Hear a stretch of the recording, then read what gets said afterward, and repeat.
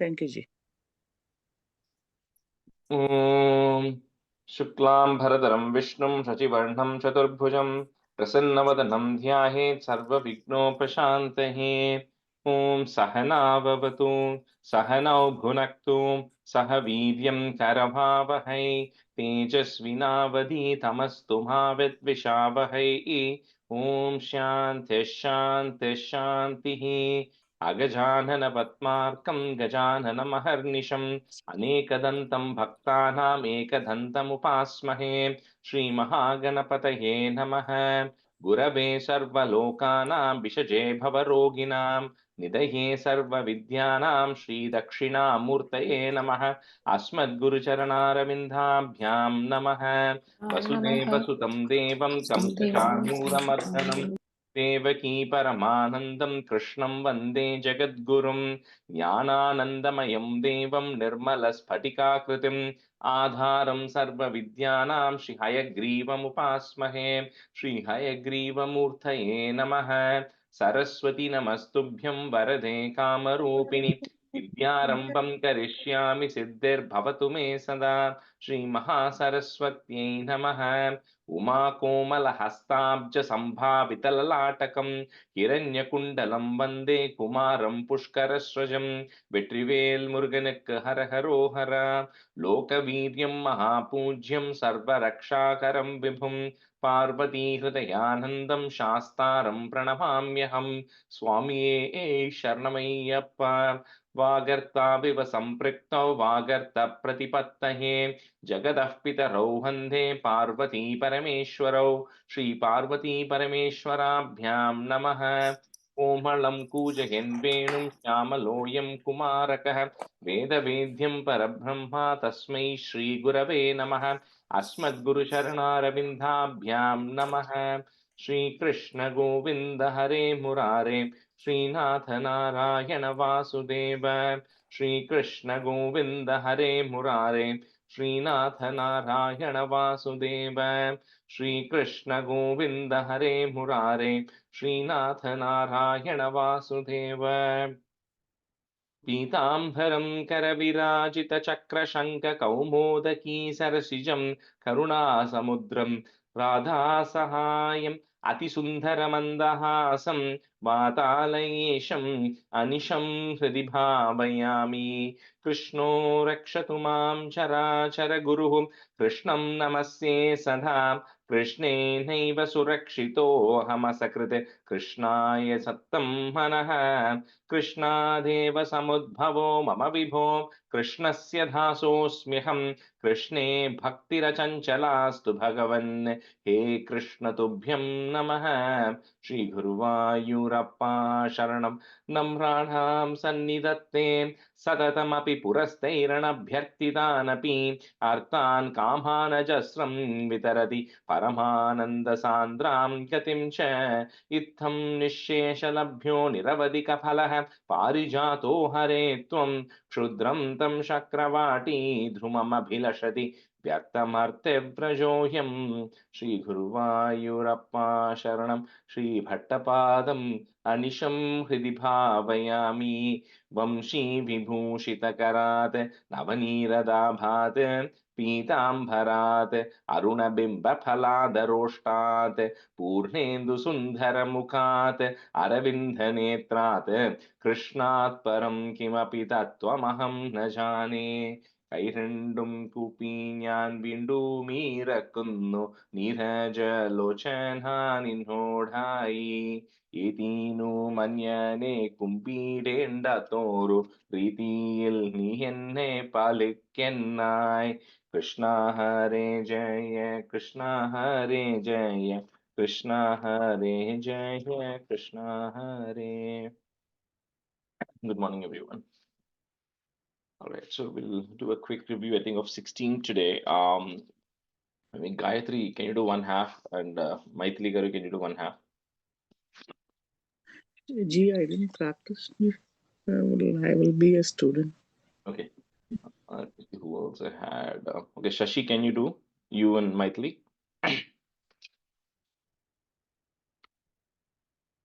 Oh, Shashi, you're on mute. Shall I start? Yeah, you start right here. Okay. Narayaneyam Varnanam Dakshaya Gavarnam Cha Daksho Virinchatana Yotha Manosthanujam Labva Prasuti Shodasha Chapa Kanyaha Dharme Trayodashadadau Pitrishu Swadham Cha Swaham Havirbhuji Satim Girishe Twadamshe Murtirhi Dharmagrihini Sushuve Bhavantam Narayanam Narasakham Mahitanubhavam Yajjanmani Pramudha Pramuditah Ikrita Turya Goshaha Pushpotkaran Pravrushun Shurnunu Sura Raudhaha Raugaha Daityam Sahasrakavacham Kavachai Sahasravatsaratha Patsa Marabhilabhyai Paryaya Nirmitata Samarau Bhavantau Shishte Kankata Mumam Nyahatam Salilam. And the second line, Samarabhilavyehi, there's a visarga, okay, at the very end. Sorry, yes. Yeah. Samarabhilavyehi Anvacharannupadi Shannapi Moksha Dharmam Tvam Bratruman Badari Kashram Madhyavatsihi. And it's easy to break it as Badari Kashramam Adhyavatsihi. Badarikashramam adhyavasihi chakrotate shamatapo balanissahatma divyangana parivritam prajidgayamaram Kamo vasantamalayan nilabandhushali Kanta Katakshavishi Khairvika Sadvilasaihi Vidyan Muhurakampa Mudiksha Chatvam Bhirustva Yatha Jagade Mruduhasa Bhaja. Yep, stop then. That's me, right? Like from 6, yeah.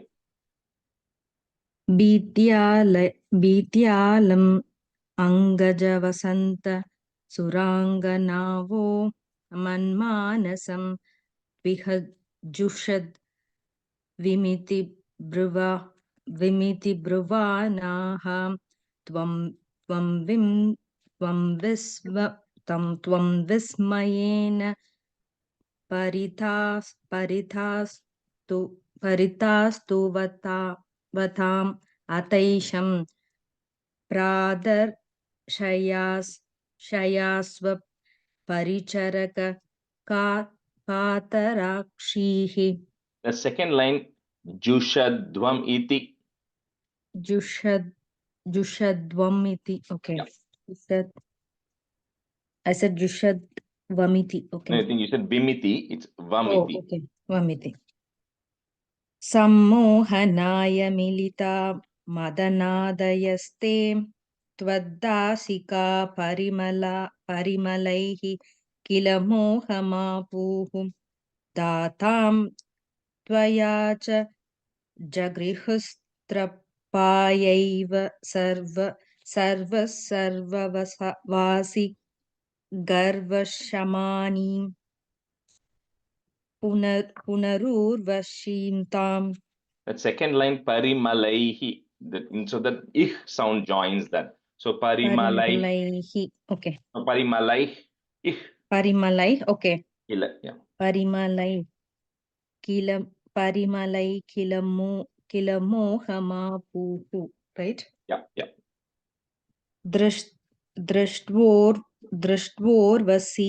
वशीं तव कथां च निशम्य शक्राः पर्याकुलोजनी भवन्महिमावमर्षात् एवं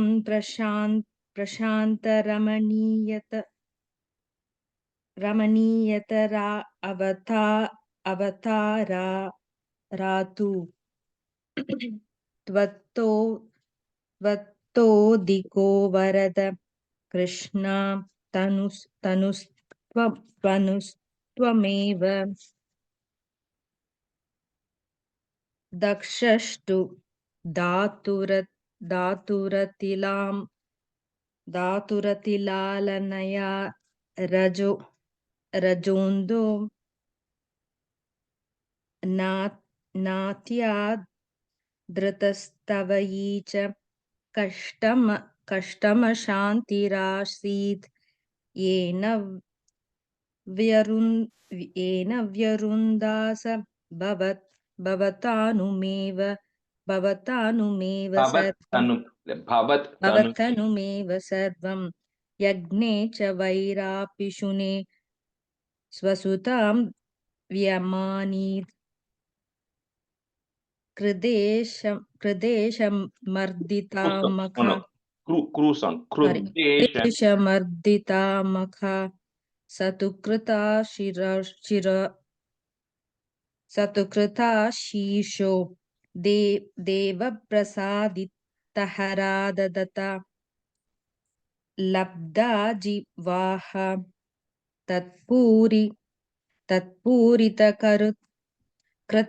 क्रतुवराः पुनरापशान्तिं सत्वं प्रशान्तिकर पाहि मरुत्पुरेश. Parabrahmane Namah. Sashi, you're using Tamil script or which language?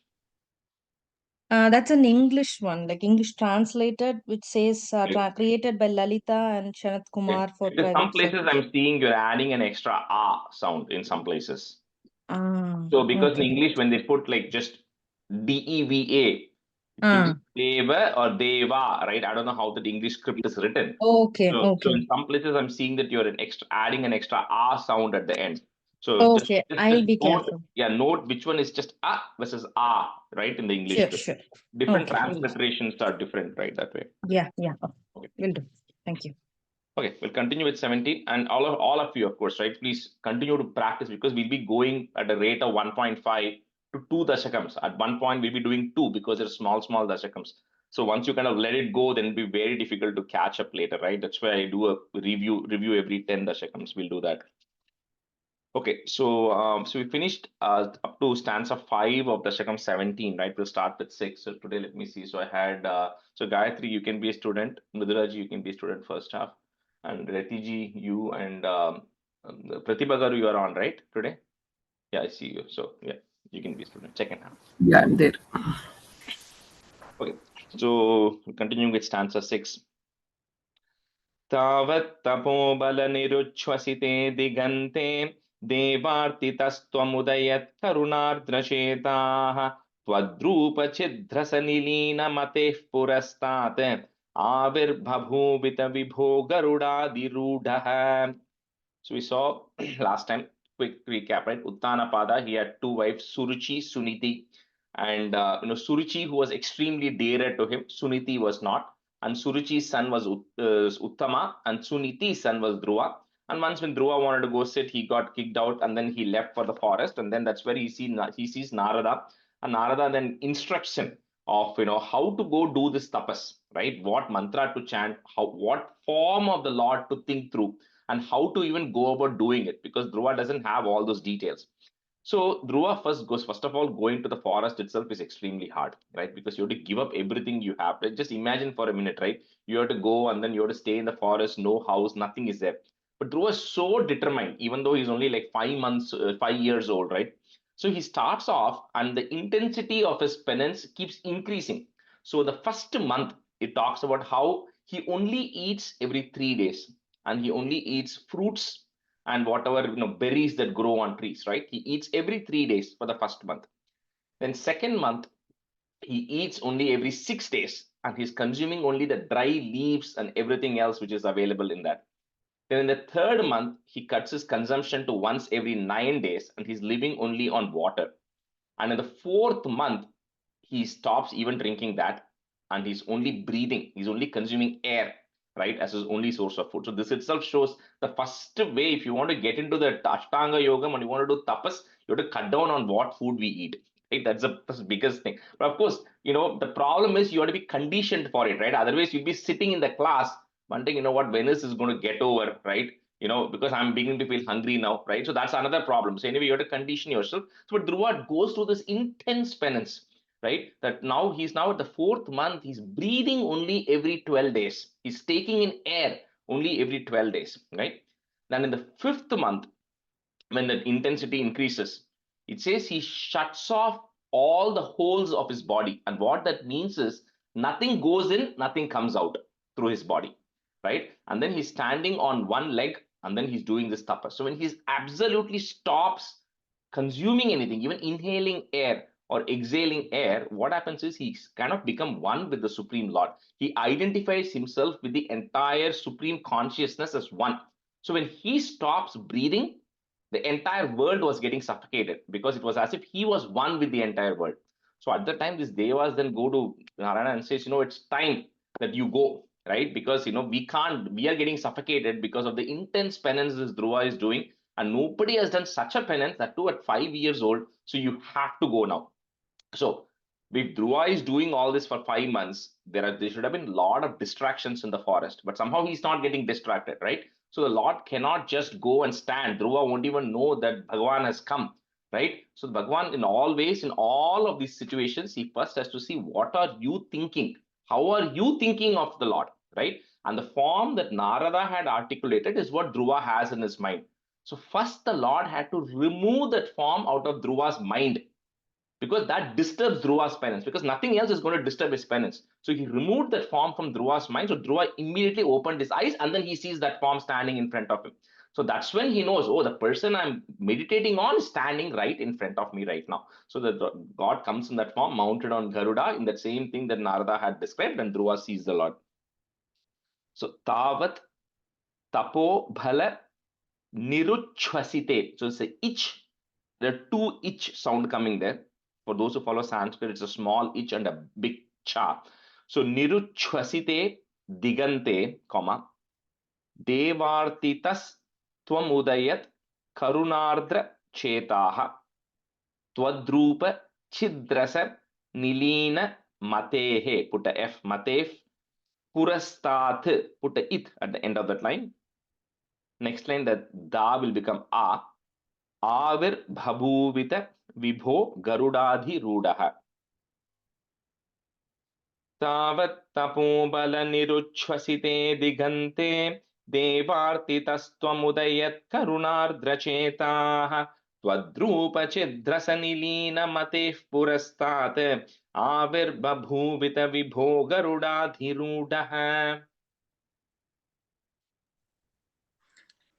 तावत्तपोबलनिरुच्छ्वसिते दिगन्ते देवार्तितस्त्वमुदयत् करुणार्द्र चेताः चित्ररस नि चित्रसनीलिनमते पुरस्तात् आविर्बभूवित विभो गरुडाधिरूढः रूढः तावत्तपोबलनिरुच्छ्वसिते दिगन्ते देवार्तितस्त्वमुदयत् करुणाद्रश्चेताः चित्रस नीली नमते पुरस्तात् आविर्बभूवित विभो गरुडाधिरूढः तावत्तपोबलनिरिच्छ्वसिते दिगन्ते देवार्तितस्त्वमुदयत् करुणार्द्रचेताः तद्रुवच्छिद्रसनिलीनमतेः पुरस्तात् आविर्बभुविध विभो गरुडाधिरूढः तावत्तपोबलनिरिच्छ्वसिते दिगन्ते देवार्तितस्त्वमुदयत् करुणार्द्रचेताः त्वद्रुवच्छिद्रसनिलीनमतेः पुरस्तात् आविर्बभूविथ विभो गरुडाधिरूढः. That's a 7. त्वद्धर्शन प्रमदभारतरङ्गितं तं दृग्भ्यां निमग्नमिव रूपरसायने ते तुष्टूषमानमवगम्य कपोलदेशे संस्पृष्टवानसिदरेण तथाधरेण. So when the form that he has been meditating non-stop for 5 months, when that form is now coming and standing in front of him, say anytime when any of the kids, 5-year-old kids, right, goes and sees, and my son saw Barney once, he went crazy because he then ran up to the stage. So the Dhruva is meditating on this form for 5 months, right? So he's so that form is coming and standing in front of him. Dhruva didn't know what to do, right? So he just absolutely was excited to a state that he doesn't know what to do. No words are coming out of his mouth because he's also only 5 years old, right? So first he's absorbing that form, Rupa Rasayanete. He was drinking that form of the Lord which is standing in front of him. And then Dhruva wants to go say something to the Lord. He wants to praise the Lord. He wants to say how excited I am to see you. But no words are coming out of his mouth because he's just completely stunned, right? So the Lord realizes all this. So what he does is he takes his conch, right? And then keeps it Kapola Deshe. He goes and touches that conch on Dhruva's cheeks, right? So that's a more blessing, and we'll see why he does that. But anyway, in this stanza, he touches it because he realizes that Dhruva is no words are coming out of Dhruva's mouth, right? Because he's so much amazed at the form that he's seeing right now. So Tvad Darshana, so double the there. Tvad Darshana, Pramada Bhara Tarangitam Tam, Drigbhyam Nimagnamiva Rupa Rasayanete Tushtushamanam Avagamya Kapola Deshe, Samsprishtavanasi. Say that as one word. Samsprishtavanasi Darena Tathadarena. त्वद्दर्शन प्रमद भारतरङ्गितं तं दृग्भ्यां निमग्नमिव रूपरसायने ते तुष्टूषमानमवगम्य कपोलदेशे संस्पृष्टवानसिदरेण तथाधरेण. त्वद्दर्शनप्रबद भारतरङ्गितं तं दृग्भ्यां निमग्नमिव रूपरसायने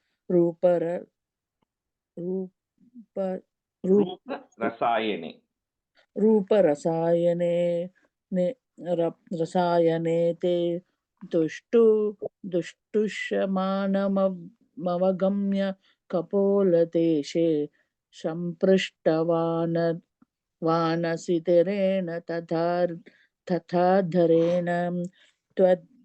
त्वद्दर्शनप्रबद भारतरङ्गितं तं दृग्भ्यां निमग्नमिव रूपरसायने ते तुष्टुश्रमाणमवगम्य कपोलदेशे संस्पृष्टवानसि धरेण तथाधरेण. त्वद्दर्शन प्रमद भारतरङ्गितं तं दृग्भ्यां निमग्नमिव रूपरसायने ते तुष्टुष्टमाणमवगम्य कपोलदेशे संस्पृष्टवानसिदरेण तथाधरेण.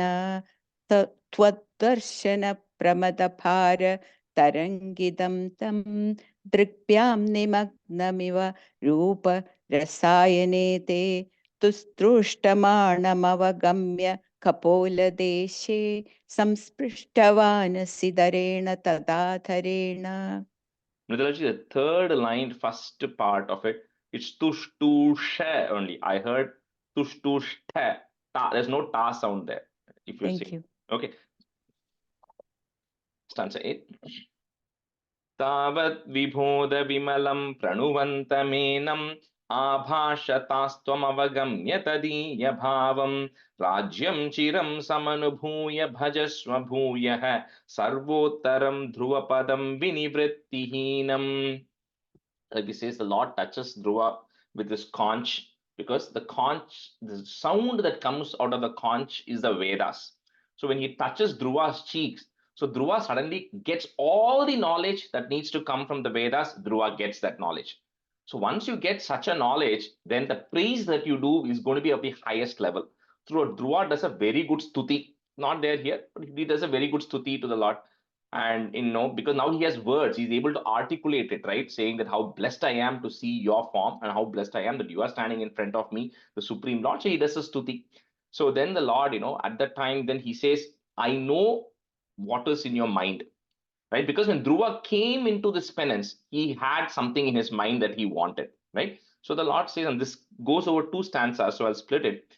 He says, I know what is in your mind, that you want to be the greatest of the kings that ever existed and is ever going to be there in the future as well. That was Dhruva's wish, because his mom said, you cannot be the king, right? He says, if you cannot be this king, I want to be the greatest of the kings that ever lived. He says the only possibility that is there is you have to rule over the Dhruva Mandala, where the Karya Vaikuntham is. Remember, we said there are 2 Vaikuntams, one which is above, beyond the Brahmandam. There's another Vaikuntham which is there inside that, or accessible for people.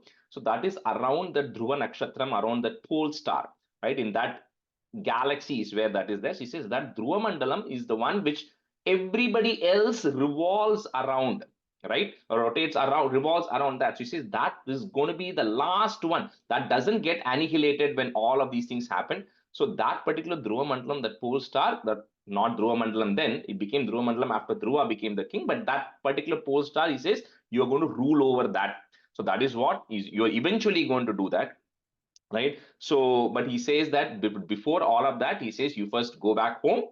First, your father will, when he eventually departs the forest and he gives off the kingdom, you will become the king right now of this world. And then eventually, after liberation and everything, you'll reach Dhruva Mandalam, and then you'll be there for a really long time. So that is the blessing that he'll get. And by that, it means you'll be liberated, right? You're not going to be able to come back to this world anymore. Once you go to that Karya Vaikuntham, you're not going to come back. So essentially, it talks about a liberation and then a permanent place for you in the Dhruva Mandalam. So Tavat Vibhoda Vimalam Pranuvantamenam. Put a im at the end of that line. Pranuvantamenam, comma. Next line, that ma becomes a. Abhashathas tvam avagamya tadiya bhavam rajyam chiram samanubhuya bhajasva bhuyah, comma. Sarvottaram dhruva padam vinivritti heenam. Tavat vibhoda vimalam pranuvantaменam abhashatastvamavagamya tadiya bhavam rajyam chiram samanubhuya bhajasva bhuyah sarvottaram dhruva padam vinivritti heenam.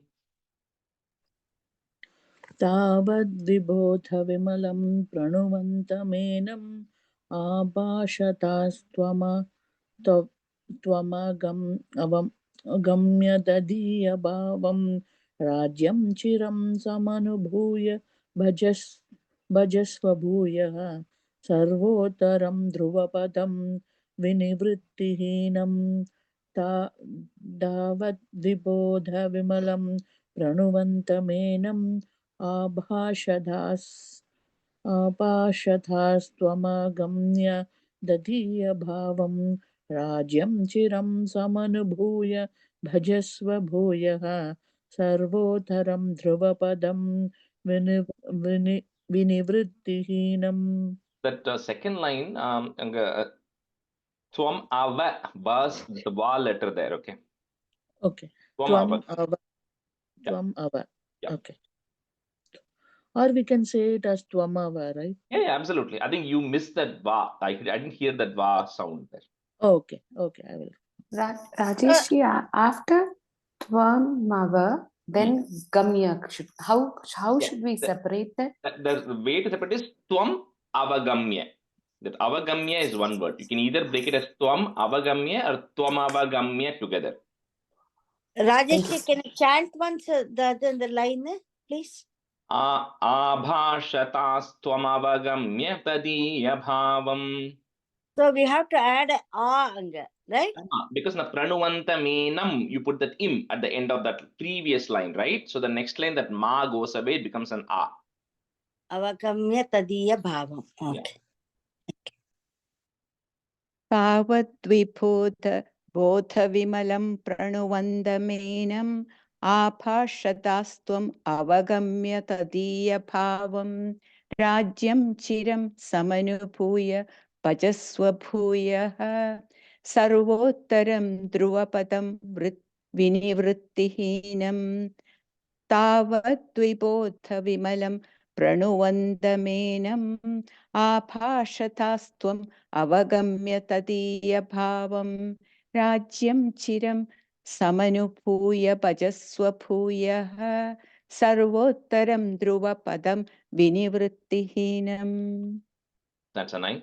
इत्यूचिषे त्वयि गते नृपनन्दनोऽसौ आनन्दिता किल जनो नगरीमुपेतः रेमे चिरं भवदनुग्रहपूर्णकामः ताते गते च वनमादृतराज्यभारः. So the Lord tells Dhruva, I know that you'll rule for 36,000 years in this planet, right? Before you get liberated and all that stuff. So later on, Dhruva realizes, that it is so hard. People struggle so much to get one darshan of the Lord in any lifetime. And I'm 5 years old, and then I was able to see the Lord in 6 months. But then what did I have in mind? That I want to be a ruler. He says, why was I so fickle-minded that I had to ask for something which is so, tangible, such a small thing, which is anyway going to perish? He said, I should have just gone into this thinking I want liberation, right? Because when you got asking the highest of persons, why would you want to go ask for something which is so minimalistic? But Dhruva says, of course, I didn't have the knowledge at that time, right? He was only 5 years old then. So, but anyway, so he's anyway going to get liberated. So he comes back home. And then after you leave, O Lord, he nagarim upetaha, he comes back home. And later on, like the Lord had said, once his father gets Uttanapada, becomes old, and then he retires to the forest, Dhruva then takes over the kingdom. And then he rules the kingdom for a really long time, like 36,000 years, right? He rules the earth. So, ityu chishi twai gate nripa nandano sau. So you'll have sa there, you make it a sau, nripa nandano sau, out at the end, comma. Next line, the va that you have vanandita becomes anandita khila. Anandita khila jano nagarim upetah reme chiram bhavat anugraha purna kamaha. Put a visarga and comma. Next line, if you have a is, that goes away. Tate gate cha vanam adrita rajya bharah. इत्यूचिषे त्वयि गते नृपनन्दनोऽसौ आनन्दिताखिलजनो नगरीमुपेतः रेमे चिरं भवदनुग्रहपूर्णकामः ताते गते च वनमाधृतराज्यभारः. इत्यूचिषि त्वयि गते नृपनन्दनोऽसौ आनन्दिता किल जनो नगरी मुपेतः रेमे चिरं भवदनुग्रहपूर्णकामः दाते गते च वनमादृतराज्यभारः. Last line, first word tate gate. I have just one question. It says is it Anandi? It says Avanandi because no, it's Trishna Vanandita, right? Okay. But on the because you made Nripanandano sau in the previous line, that va goes away, it becomes Anandita kila. Okay, thank you. Okay. इत्यूचिषि त्वयि गते नृपनन्दनोऽसौ आनन्दिता किल जनो नगरीमुपेतः रेमे चिरं भवदनुग्रहपूर्णकामः ताते गते च वनमादृतराज्यभारः इत्युच्छुषित्वैगदे न्यपनन्दनोऽसौ आनन्दिता किल जनो नगरीमुपेदः रेमे चिरं भवदनुग्रहपूर्णकामः ताते गदे च वनमादृतराज्यभारः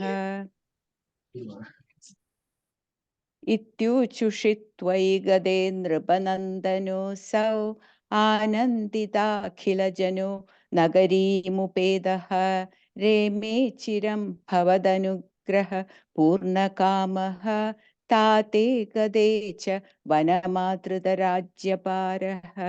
Look at the first line, first word, ityu chishi. Chi? Yeah, it's chi sound. I think you're saying chew there. Yeah, it's chew in my book. Okay, So, iti uchishi. It's ityu chishi. okay, thank you. Okay, yeah.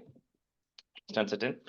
यक्षेण देव निहते पुनरुत्तमेऽस्मिन् यक्षैः स युद्धनिरतो विरतो मनुक्त्या शान्त्या प्रसन्नहृदया धनदादुपेतात् त्वद्भक्तिमेव सुदृढाम् अवृणोन् महात्मा. So then after, Dhruva becomes the king and he's ruling for a long time. So his other brother, Uttama, who was there, because we didn't see what happened to him, right? So he doesn't marry or anything. So at one point, he goes for a hunting expedition where, he's then killed by an yaksha. So, and then his mother, Suruchi, also follows looking for her son, Uttama, and she also dies in that whole process. So at that time, Dhruva then goes, because he's the ruler, he then goes and he battles with that yaksha. And even he was about to get rid of him at that time, Manu, his grandfather, Swayambhu Manu himself comes and says, that stop all this battle and everything and stops that essential war from happening, right? So with that, Dhruva again gets blessed by Manu saying that don't do all this and get back to your kingdom. And at the time, it was Kubera, because it was an Yaksha who Dhruva was battling. Kubera also got very happy, and then he came and gave Dhruva more, financial benefits and everything. So essentially, Dhruva is ruling, so he continues to rule through the kingdom, and everything is fine there. So Yakshena Deva Nihate Punaruthamesmin, comma, Yakshaihi is there, put a is, Yakshais sa. So you'll have two sa sounds. One is for the visarga is, then a sa that is coming later. So Yakshais Yuddha Nirato Virato Manuktya Shantya Prasanna Hridayat Dhanadat Upeta. So I'll break it. Prasanna Hridayat, this is a da, Dhanadat Upetat, put a it at the end of that line and comma. Next line, if you see, you'll have two it. You remove one of that away because it went to the third line. Tvat bhakti meva sudridham. Sudridham avrunon mahatma. Yakshena deva nihate punaruttamesmin यक्षैः स युद्धनिरतो विरतो मनुक्त्या शान्त्या प्रसन्नहृदया धनदादुपेतात् त्वद्भक्तिमेव सुदृढाम् अवृणोन् महात्मा. यक्षैः स युक्तनिरतो विरतो यक्षेन sorry. यक्षेन देव निहते पुनरुद्धमेऽस्मिन् यक्षैः स युक्तनिरतो विरतो मनुक्त्यां विरतो मनुक्त्यां सान्ध्या प्रसन्नहृदयात् धनदात् उपतेतात् त्वद्भक्तिमेव सुदृढाम् अरुणोन् महात्मा. On the sudridham, avrunon mahatma. सुदृढाम् अवृणोन् Mahatma यक्षेन देव निहते.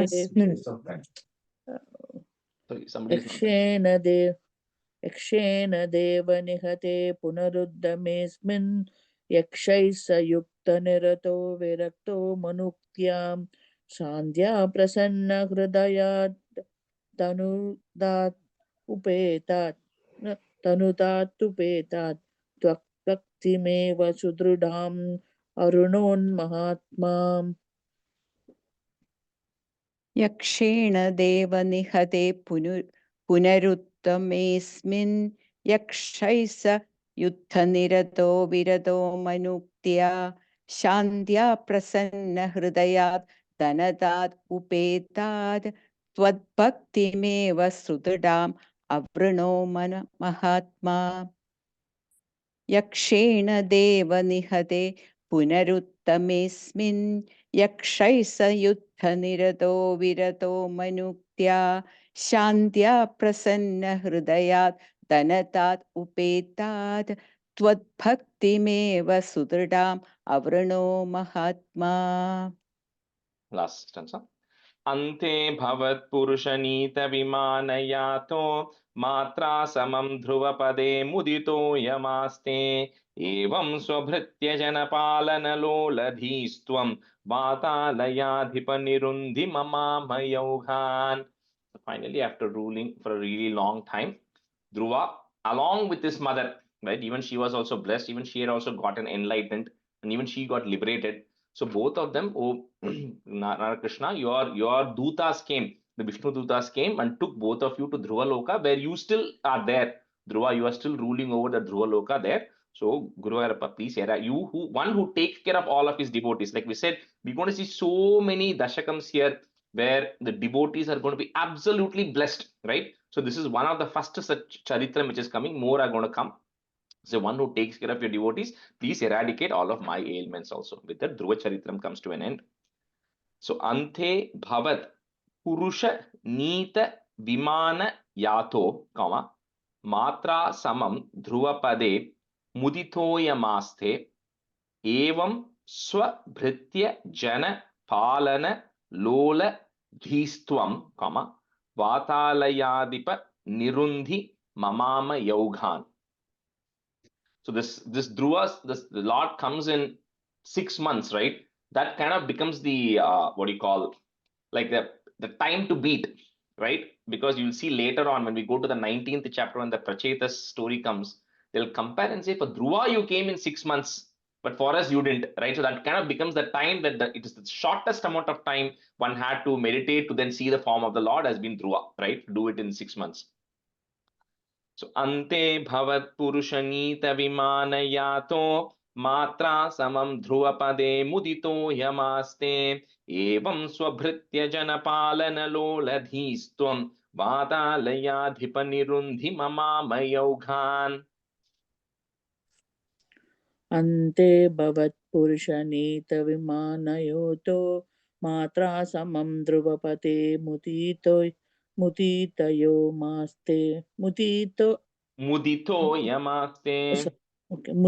यमास्ते एवं स्वभृत्य जनपालनलोलतीस्त्वं वातालयाधिप निरुन्धि माम यौघान् अन्ते भवत्पुरुषनीतविमानयोतो मात्रा समं ध्रुवपते मुदितो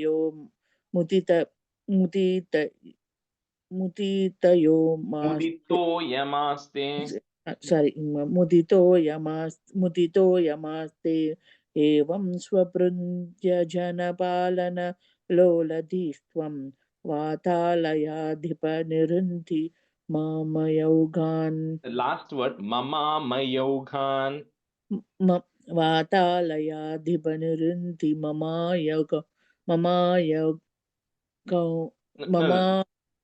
Mamamayoghan. No, Anga, you're missing one ma there. Mama, 3 ma. Mamamayoghan. Okay. Yeah. Mamamayoghan. Yeah. Ante bhavat purushanita vimanayado matra samam dhruvapade mudito yamaste evam sobhritya jana palana loladis त्वं वातालयाधिपनिरुन्धि ममामयौखान् अन्धे भवत्पुरुषनीतविमानयातो मात्रा समं ध्रुवपदे मुदितो यमास्ते एवं सुभृत्य जनपाललोलधिस्त्वं वातालयाधिपनिरुन्धि ममामयौखान्. Krishnaya Parabrahmane Namaha. Complete 17. Let's start with 18. So 18 is another avatar. So this is like from what do you call, from Dashakam 12 through Dashakam 37. It's kind of all the possible avatarams of the Lord which are known. And then from 37 is just Krishna avataram. So this is another avataram of the Lord. This is called Prithu Charita Varnanam. So the incarnation of the Lord as Prithu. And we'll see what is the context behind and know what happens after, right? That's one word comes out of this. So stanza 1. जातस्य ध्रुवकुल एव तुङ्गकीर्तेः अङ्गस्य व्यजनिसुतः seven नामा यद्दोषव्यतितमतिः स राजवर्यः त्वत्पादे निहितमना वनं गतोऽभूत्. So in the lineage of Dhruva, because we kind of were seeing the various, we started with Swayambhuva Manu, right? And then we saw the daughters, then we were seeing the sons. In the son, we first saw Uttanapada, then Uttanapada, Dhruva came. Now we're going to see one more person, the lineage of Dhruva. So in that ancestry of Dhruva was a person called Anga, a king called Anga. So that Anga, like he and his wife, Sunita, they did not have any children. So they perform, all these, what do you call, they perform big Ashwamedha Yajna first for the benefit of the kingdom and to also show his power. So also the Brahmins who were coming there, at that time, and you'll see a lot of this, we saw in the Daksha Charitram also, right, is when they invoke the right mantras, the demigods have to come and sit there at the yajna, right? That is the proof there to say that they're uttering the mantras properly. So they all knew how to invoke the demigods to come and sit to get the blessings. And they're all chanting, but none of the demigods are coming. So this priests are then telling the king, saying that, look, we did all the right things. All the Purvangam work that had to be done for the yajnas, we did it correct. We have the right priests who are assembled here, and we are all uttering the mantras also correctly. But we are not sure why none of the demigods are coming. Right. So at the time, one of them says, that the only reason for it is that they are not coming is because you don't have any children. In the past, you committed a lot of crime. In your previous janmas, your king, you have actually committed a lot of crime. And because of which you don't have any children in this janma, right? So because of that, none of these demigods are coming because they feel that you are not right for this. He says you continue to pray more to the Lord. So this Anga does, he does more prayers and everything. And then finally, the Lord comes in front and then he gets a son. So the son, his name is Vena. So this Vena, however, although he's born to Anga, right, and then he is in the ancestry of Dhruva, he's completely like a rotten child, right? So the king is the Anga is Vena, he's so perfect, but this Vena is in a completely wrong direction, to the extent that the king is like, oh my God, I suffered so much wanting a son, and now I get a son, and the son is so bad. He said that people should not, they say it's so bad that people who have no children are actually fortunate than having a son who's so bad, because he was kind of creating all these atrocities. But then later on, he comes to a realization and he says, it is good I have a bad son. He says, because now I don't have to worry. I can leave them all and go to the forest and take sannyasam, right? With that, he says, I'm happy. He says, one should actually pray for a bad son, he says, because then you're not going to be tied back to your family to take sannyasam. And then with that, Anga then ends up leaving and going to the forest, right? So and Vena is back now. So Anga leaves for the forest. So Jatasya Dhruvakula Eva Tunga Kirtehe. Put a visarga there. Kirtehe, comma. Next line, the Ra becomes a. Angasya Vyajani Sutaha. Put a Sutas Sa Venanama. Yaddosha Vyatita Matihi. Put a is Matis. Sa Rajavaryaha. Another visargan comma. Next line that again is goes away. Twatpade nihita mana vanam gato bhut. Rajeshji, can you please redo that again, please? Okay. From Jatasya. Thank you. Jatasya Dhruvakula eva Tunga Kirtehe. Visarga and comma, end of that line.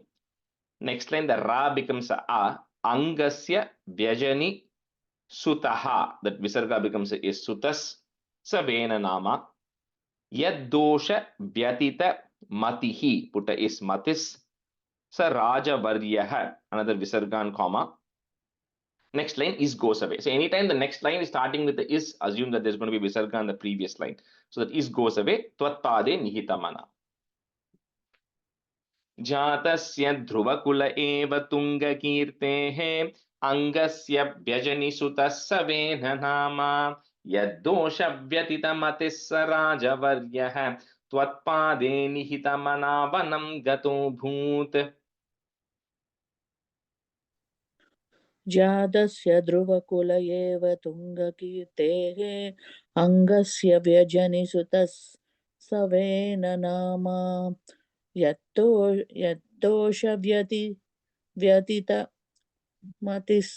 व्यतितमतिस् सव राजवर्यः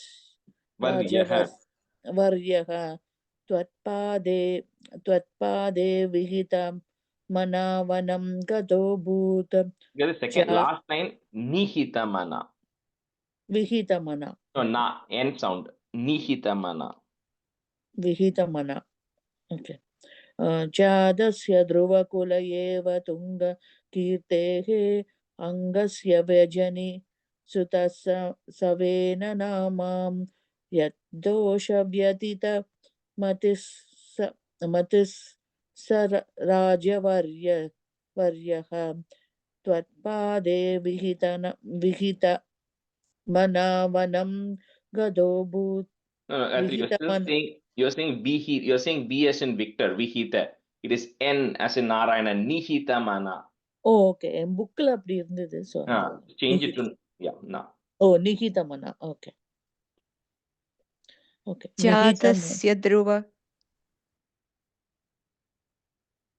जातस्य ध्रुवकुल एव तुङ्गकीर्तेः अङ्गस्य व्यजनि सुतस्वेन नाम यद्धोषव्यतिथमतिस् राजवर्यः त्वत्पादे निहितमनावनं गतोऽभूत् जातस्य ध्रुवकुल एव तुङ्गकीर्तेः अङ्गस्य व्यजनि सुतस्वेन नाम यद्दोषव्यतितमतिस् राजवर्यः त्वत्पादे निहितमनावनं गतोऽभूत्.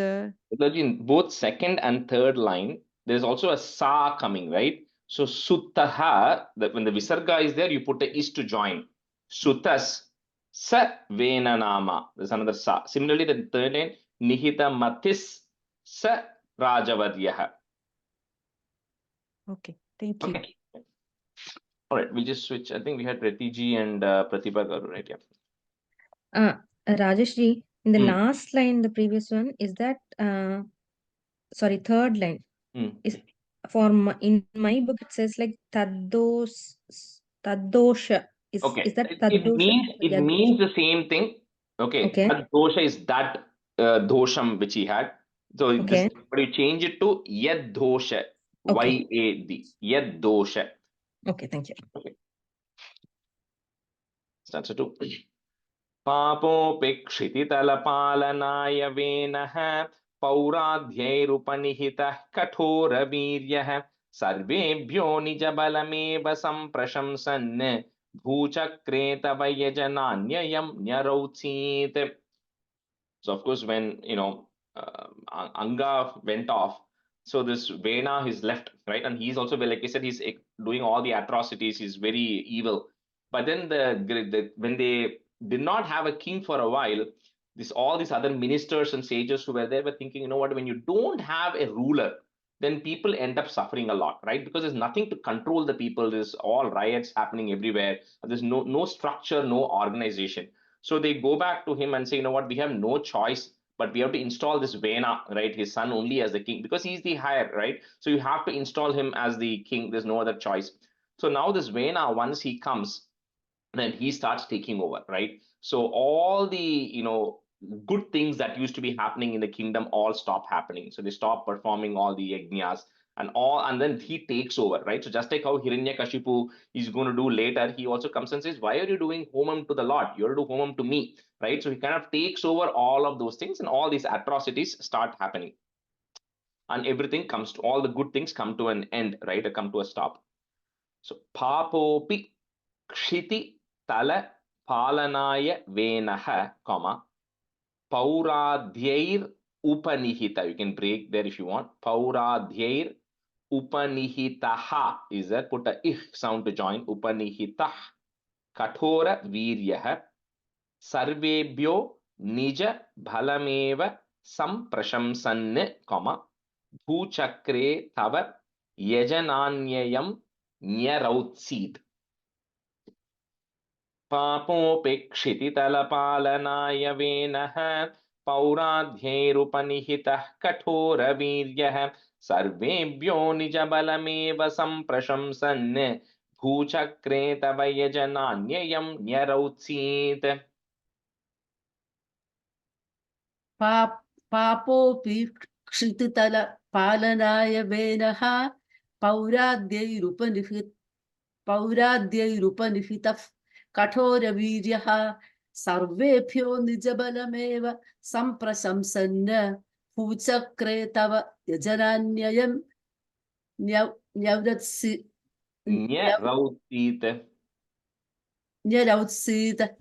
पापोऽपि क्षितितलपालनाय वेनः पौराद्यैरुपनिहितः कठोरवीर्यः सर्वेभ्यो निजबलमेव सम्प्रशंसन् भूचक्रे तव यजनान्ययं न्यरौत्सीत्.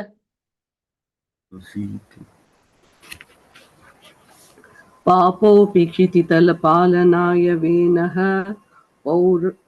पौराद्यैरुपनिहितकठोरवीर्यः सर्वेभ्यो निजबलमेव सम्प्रशंसन् भूचक्रे तव यजनान्ययं न्यरौत्सीत्.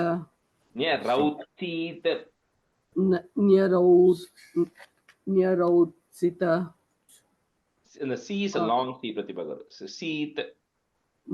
न्यरौत्सीत्.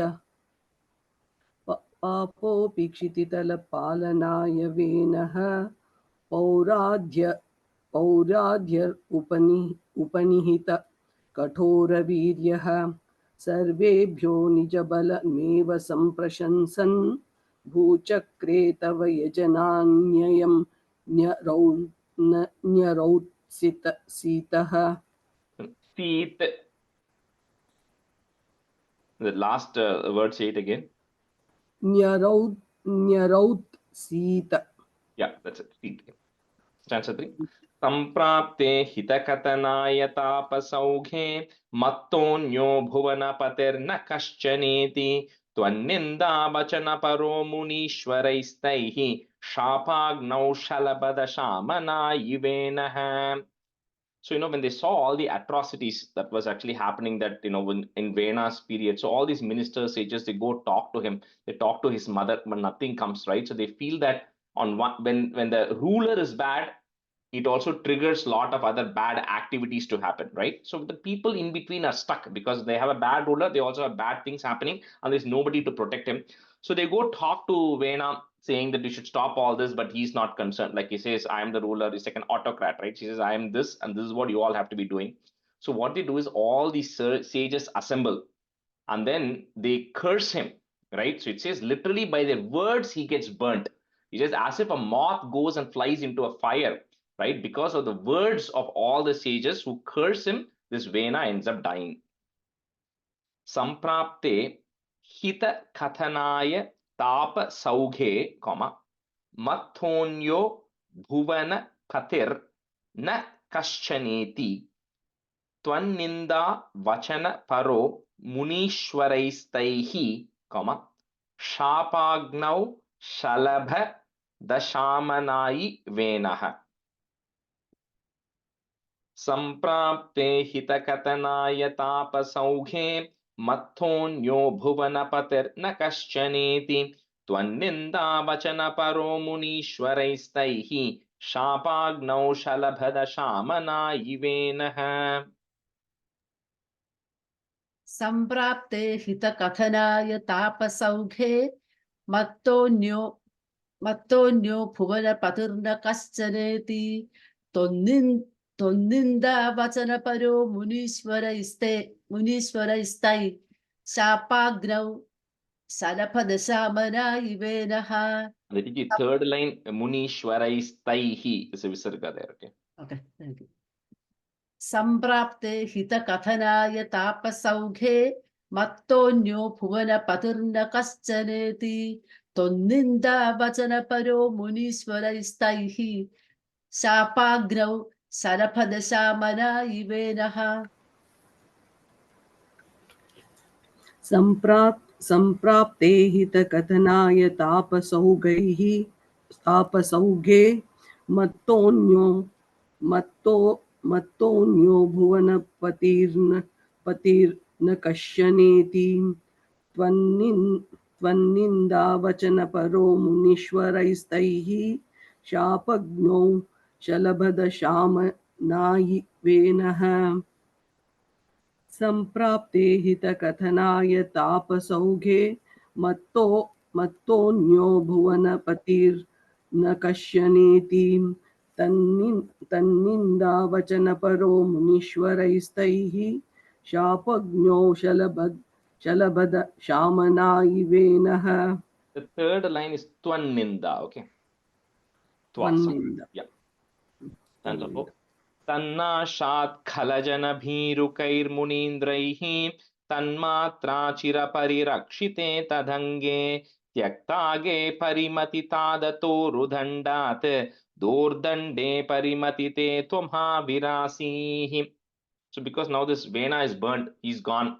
So now there's no king. So it kind of becomes like one of the circle, right? Like when you don't have a king, you have problems, and you install the king, but the king is bad, and again there are problems. So this kind of keeps going in a circle. So this ministers and such again come and discussing, okay, now we don't have a king. If we don't have a king, again, there's nobody ruling, there's no structure. So what they do is they go back to his mother, Sunita, right? Vena's mother, and she somehow preserved his body. Okay, so because she was very affectionate with him, so she had put some herbs and everything like mummification, she had preserved his body. So what it talks here, and don't ask me how, right? So what they do is they churn his body, and what they first do is they say that they churned through his thigh, and when they churn through his thigh, some evil creature comes up first. So they let that creature go, and then what is left of the body, which is once the evil has come off, what is left of the body, they churn his hands. When they churn his hands, then two beings come out of it, and we'll see who those two beings are. But the first one is introduced here, saying, "You, O Lord, in the form of Prithu," that's going to be the name of the Lord. So you then avirasihi, you then incarnate from this Vena's arm. You then incarnate as one of the beings who come out of it. So Tannashat Khalajana Bhirukair Munindraihi. Put a visarga at the end of that line, comma, Munindraihi. Next line, that is goes away. Tanmatra Shira Hari Rakshite Tadange Tyaktage Parimati Tat. So that word is a little difficult to break it, but I'm going to break it.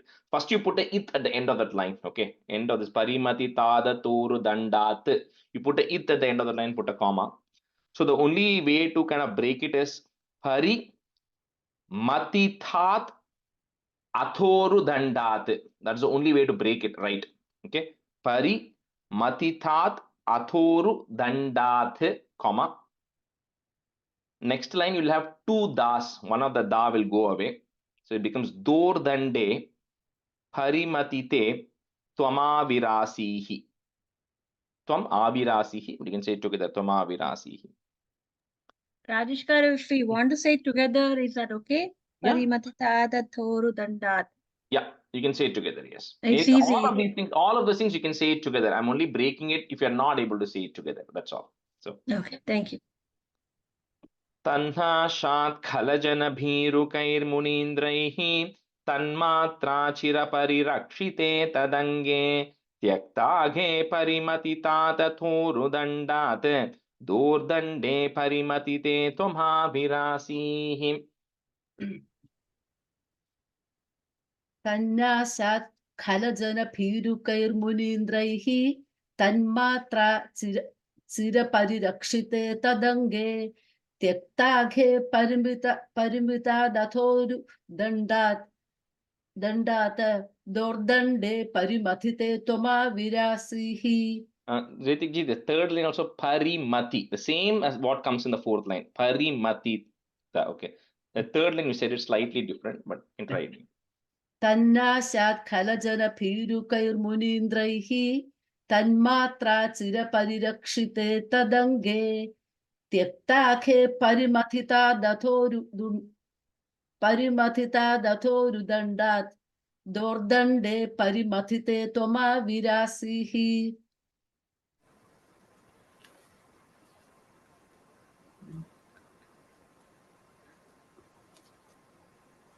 Go ahead, Pratibha.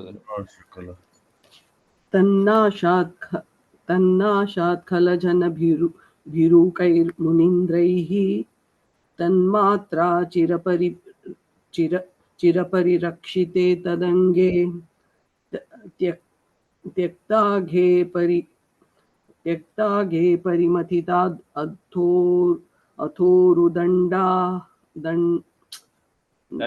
दण्डात् अथोरुदण्डात् दोर्दण्डे परिमथिते त्वमा विरासि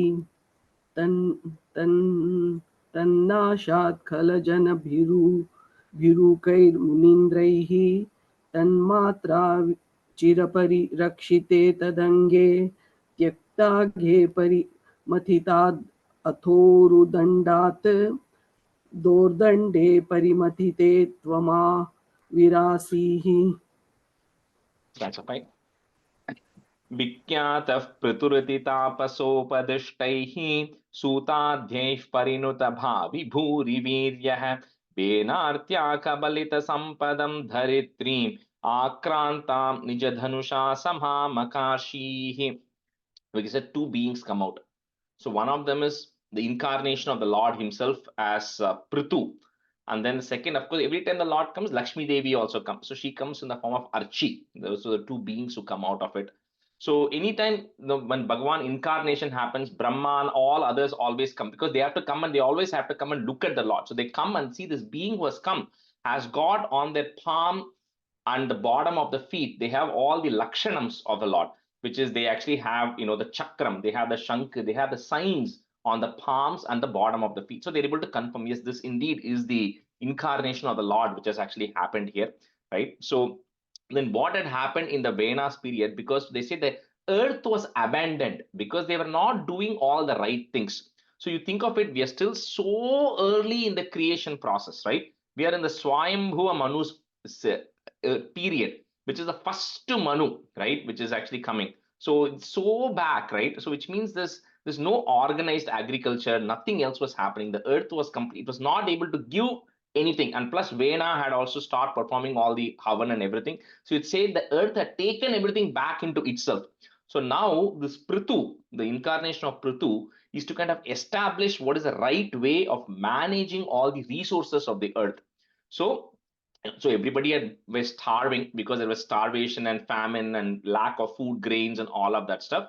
So Prithu then comes here and then he then establishes the yajnas and what is the right way to do things so that the earth will actually start giving its benefits, which we'll see in the next stanza. So Vikyataha, we put a F. Vikyatah Prithuriti Tapasopadishtaihi, comma, Sutadhyaihi, put a F, Sutadhyaih Parinuta Bhavi Bhuri Viryah Venarthya Kabalita Sampadam Dharitrin, put a Im at the end of that line, comma, Dharitrin. Next line, that Ma goes away, it becomes an A.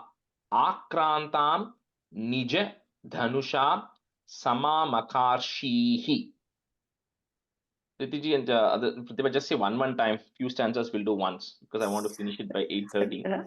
Rajesh, when you said Lord was Prithu, what was the name of Lakshmi you said? Archi. Archi. ARCI, but I think maybe HI maybe, but Archi. विख्यातः पृथुरिति तापसोपदिष्टैः सूताध्यैः परिणुतभावि भूरिवीर्यः वेनार्त्या कबलितसम्पदं धरित्रीम् आक्रान्तां निजधनुषा समामकार्षीः. विख्यातः पृथुरुति तापसोपदिष्टैः सूताद्यैः परिणुतभाविभूर्यवीर्यः वेनार्त्या कबलितसम्पदं धरित्रीम् आक्रान्तां निजधनुषा समामकार्षीः.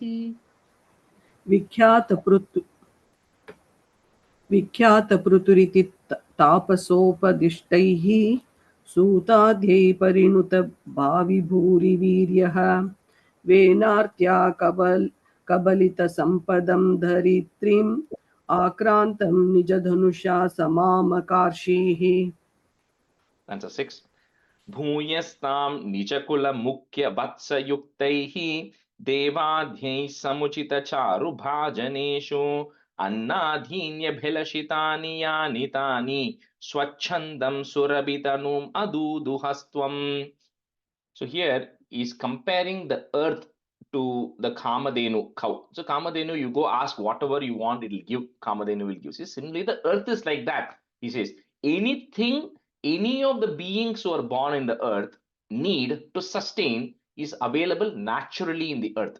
You should just know how to get things out of it, right? So that's what it says. He says the earth is like a Kamadhenu. So when Prithu goes and implements the right practices, whether it be organized agriculture or performing the right way of performing Havan, all of that he does, earth becomes a Kamadhenu. So whoever wants anything will get what they want. The rishis want milk, they'll get because the cows are healthy, because the cows are able to eat healthy grass, people are able to get fruits, vegetables, all of that stuff, right? So because the Prithu brought earth back to a state where it is livable, that's how the word Prithvi is coming from this root word of Prithu. So he's the Prithu, is the establishing the earth as a livable place, right? Think of it that way, because it's like I say, it is so much back. It's doing Swayambhuma, it's doing the early stages, right? So at that time itself, they talk about how you have to cultivate properly, and it talks about all the things that come out of the earth if you do it in an organized and proper manner, which is what Prithu is establishing for the earth. So Bhuyastam Nija Kula Mukhya Vatsa Yuktaihi. So put a visarga and comma there. Next line on top of the Devadhyay, there will be a ir that goes away. So Devadhyehi, you will have put a is. Devadhyais Samuchita Charu Bhajaneshu Annadhinya Bhilashitani. So it's difficult to break it. It's Annadini Abhilashitani. So all the food, grains, everything that is there. So it's one word. You can't break that sandhi there. So Annadinya Bhilashitani Yani Tani, comma. Swachandam Surabhi Tanum Adudu Hastwam. If you want to break it. Surabhi Tanum Adudu Hastwam. Bhuyastam Nijakulamukhyavatsayuktaihi Devadhyai Samuchita Charu Bhajaneshu Annadhinyabhilashitani Yani Tani Swachandam Surabitanum Aduduhastvam. Bhuyastam Nijakulamukhyavatsyuktaiः Devadhyais Samuchita Charu Bhajaneshu Annadhinyabhilashitani Tani Swachandam Surabhitanu Maduduhastam Stvam. A third line is Yani Tani. Oh, two times. No, it's, you are saying Tani, you are saying it's Ya. First is a Ya. Yani, Tani. Oh, my book says Tani. Okay. Yani, Tani. Yeah. Right, okay. Bhuyastam Nijakulamukhyavatsyuktaihi Devadhyai समुचितचारुभाजनेषु अन्नादीन्याभिलषितानि यानि तानि स्वच्छन्दं सुरभितनुम् अदूदुहस्त्वम्. Tanum aduduhastvam. Those are the words. Tanum aduduhastvam. Yeah. Stanza 7. Atmanam yajati makaistvayi tridhaman आरब्धे शततमवाजि मेधयागे स्पर्धालुशतमक एति नीच वेशो हृत्वाश्वं तव तनयात् पराजितो भूत्. So once Prithu got everything back in order, right? So everybody is like getting things out of the earth. Then he started performing all these yajna. So he starts performing the Ashwamedha yajna, right? And like we spoke in the Narayaneyam Avataram, there are going to be a lot of instances where when somebody gets very powerful on earth, Indra gets very offended or gets very jealous.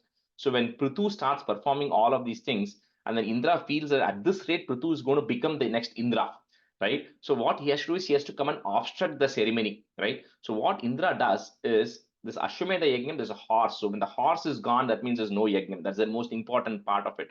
So Indra then comes dressed up as a very liberated person, a sannyasi. So this is the first reference. And in Bhagavatam, it says so beautifully saying, Bhagavatam, when it's being said in the transition of Dwapara Yugam and Kali Yugam, it says, don't think that people come dressed as sannyasi only in the Kali Yugam. It says back when Swayambhuva Manu was there and the first Manu was there, Indra already set a precedent on it because he came dressed up like a sannyasi, and then because nobody will think he's a bad person, and then he comes and takes over this the Ashwa, he takes over the horse and he runs away. So when Indra does this, this Atri Maharshi sees him in the sky saying that the horse is going. So he goes and tells Prithu's son to go and say, stop Indra, because he's taking away the horse. But when Prithu's son goes there, he says, this is like a sannyasi. Why will I go fight a sannyasi? Because a sannyasi will not take any horse or anything. So he comes back. So, but then they go and tell him again that, no, this is actually Indra who is actually, disguised like this. So anyway, so the Tava Thanayat, so your son, O Lord, O Prithu's son, goes and defeats Indra and then gets the horse back. So Atmanam yajati makhais tvai tridhaman. Put in at the end of that line, comma. Next time you'll have a double na and all that. Remove all of that. Just make it a. Arabdhe. Because that in goes away. So Arabdhe shatatama vaji medha yage. 100th yajna he's doing. Spardhaluhu, put a ish, spardhalush shatamaka etya nicha vesho, comma, hritvashwam tava tanayat parajito bhut. Atmanam yajati makaistvayi tridhaman आरब्धे शततमवाजि मेधयागे स्पर्धालुशतमकैत्य नीच वेशो हृत्वाश्वं तव तनयात् पराजितो भूत्. आत्मानं यजति मखैस्त्वयि त्रिधामन् आरब्धे शततमवाजिमेधयागे स्पर्धालुशतमक एत्य नीच वेशो हृत्वाश्वं तव तनयात् पराजितो भूत्. Atmanam yajati makhaiस्त्वयि tridhaman arabde shatatama vajimedha yoge medayage shatatama vajimedayage spardhalushatamakha yatya nicha vesho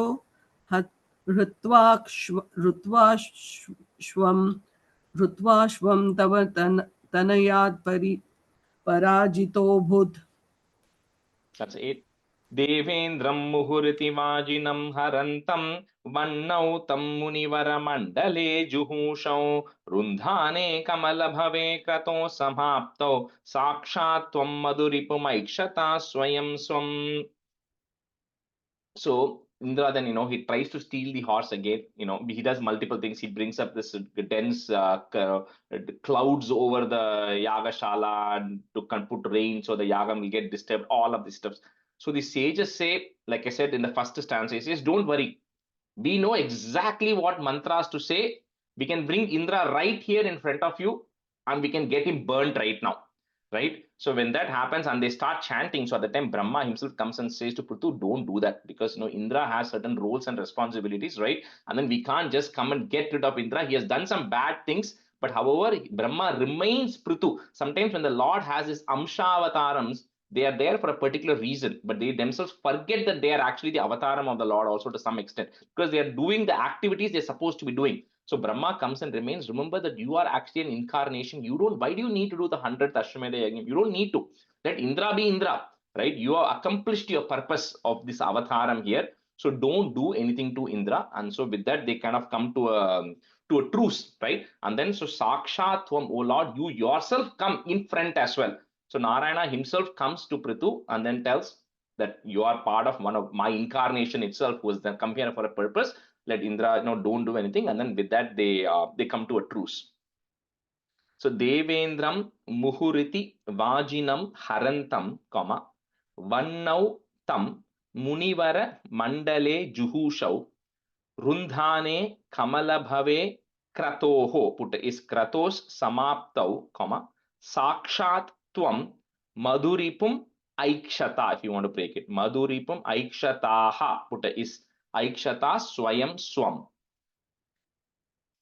Devendram Muhuriti Vajinam Harantam Vannau Tam Munivara Mandale Juhushau Rundhane Kamalabhave Krato Samaptau Sakshat Tvam Madhuripum Aikshata Swayam Swam.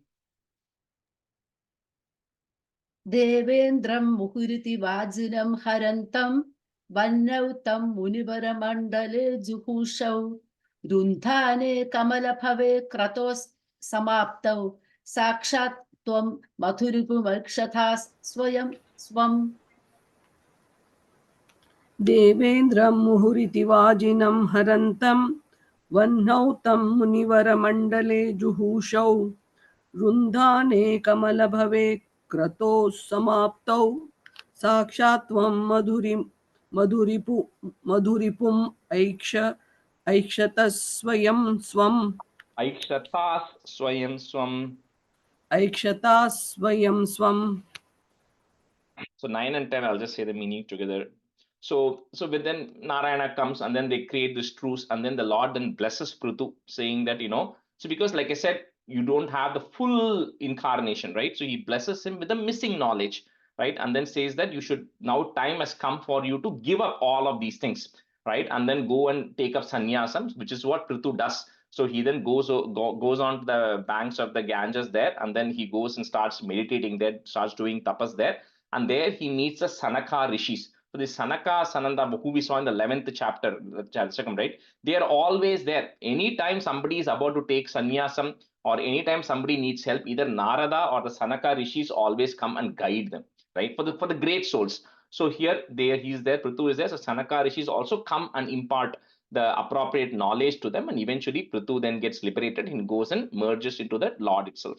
So with that, Bhattacharya ends this saying, O Lord of Guruvayur, who then incarnated, you who incarnated as Prithu to save the earth and get it back to its proper form, please eradicate all my ailments also. So tad dattam, stanza 9. So there's double the, double tha. Tad dattam varam upalabhya bhaktim ekam, gangante bihita padaha, put bihita padah kadapi deva satrastam muni nivaham hitani shamsanne, put in at the end of that line, shamsanne. Next line you will have a nai. There are two nas and an I. Remove all of that, put an I. Aichishtaha. Okay. So Aichishtaha. Put a is Aichishtas Sanaka Mukan Munin Purastat. So Shamsan comes at the end of the third line. So it becomes Aichishtas. You can do two times, Ritiji, the last two stanzas. So.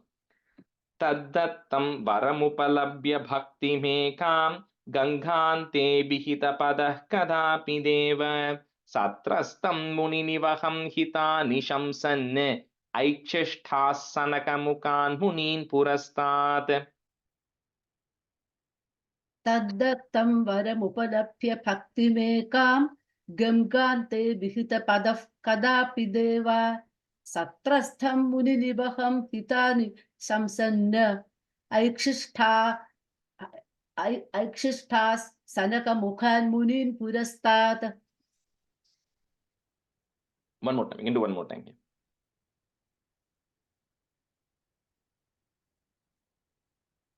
Ritesh, you can do one more time. You do two times here. Taddattam varamupalabhya bhaktimekam gangante vihita padav kadapi deva satrastham muninibaham hitani samsanna aikshishthas sanaka mukhan munin purastat. तद्दत्तं वरम् उपलभ्य भक्तिमेकां गङ्गान्ते विहितपद कदापि देव सत्रस्तं मुनिनिवहं हितानि शंसन् सनकमुखान् मुनीन् पुरस्तात् तद्दत्तं वरम् उपलभ्य भक्तिमेकां गङ्गान्ते विहितपद कदापि देव सत्रस्तं मुनिनिवहं हितानि शंसन् ऐक्षिष्टासनकमुखान् मुनीन् पुरस्तात्. Vijnanam sanaka mukhoditam dadanaha, swatmanam swayamagamo vananta sevi tattadrik. It's a ta and then a it and a ta. So 3 times. Tattadrik prutu vapurisha satvaram me, rogaugham prashamaya vata geha vasin. Vijnanam sanakamukhoditam dadhanaha swatmanam swayamagamo vananta sevi tattadrik prutuvapurisha satvaram me rogaugham prashamaya vata geha vasin. Vijnanam sanaka mukhoditam dathanaha swatmanam soyamagamo vananta sevi tattadrik pruthuvapurisha satvaram me rogaukham prasamaya vata gehavasin. One more time. Yeah, one more time. Vijnanam sanaka mukhoditam dathanaha swatmanam swayamagamo vananta sevi tattadrik pruthuvapurisha satvaram me rogaukham prasamaya vata gehavasin. विज्ञानं सनक मुखोदितं ददानः स्वात्मानं स्वयम् अगमो वनान्तसेवी तत्रादृक्पृथु वपुरीशसत्वरं मे रोगौघं प्रशमय वातगेहवासिन्. विज्ञानं सनकमुखोदितं ददानः स्वात्मानं स्वयम् अगमो वनान्तसेवी तत्रादृक्पृथु वपुरीशसत्वरं मे रोगौघं प्रशमय वातगेहवासिन्. Pratibha Garu, the third line, first word, tatta. You are saying you are adding a ra sound there. That's tatta drik. Tatta drik. Yeah, correct. Shri Krishnaya Parabrahmane Namaha. That will end today's class.